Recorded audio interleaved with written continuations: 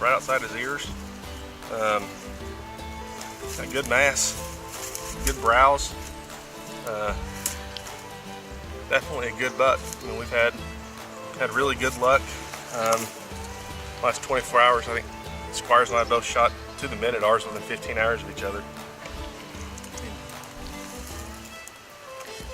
Big bodied, big mature deer.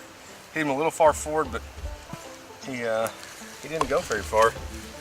We just gave up the ghost. Didn't even make it into the grass. I mean, just stalled just short of it.